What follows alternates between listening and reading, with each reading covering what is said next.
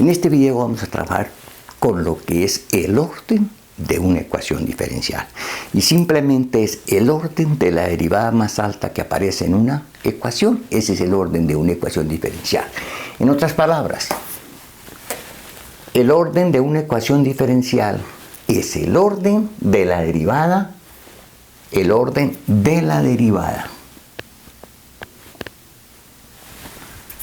derivada más alta que aparece en la ecuación. Por ejemplo, si yo tengo d3y de x al q más dy de x igual a x, el orden de esta ecuación diferencial es 3, el orden de la derivada más alta. Ahora, esta ecuación diferencial yo la puedo escribir como y a la 3 veces barrita más y' igual a x. Si uno sabe que depende de x, ¿no? Entonces no se extrañen en que nosotros trabajemos de esta forma, pero uno dice cuál es la variable ahí, porque puede ser x o puede ser t o puede ser cualquiera, ¿no? Bueno, entonces esa primera ecuación de orden 3, ¿no? Segunda, d3 du de x al q de 3 de x al q más d2u de y2 igual a xy, por ejemplo.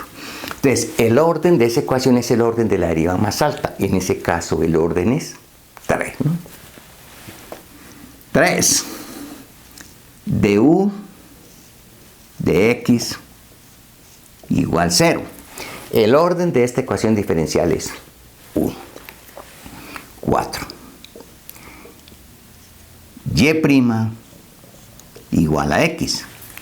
El orden de esa ecuación diferencial es 1.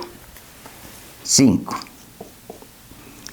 dr dt al cuadrado igual a r por teta, perdón, dr de teta, perdón, es igual a r por teta. ¿Cuál es el orden de esa ecuación diferencial?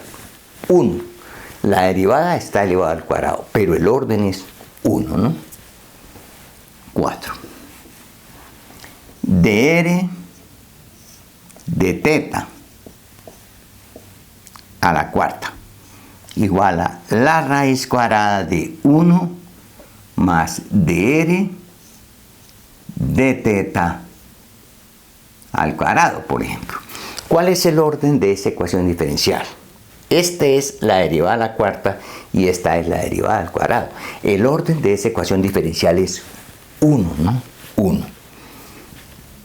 5.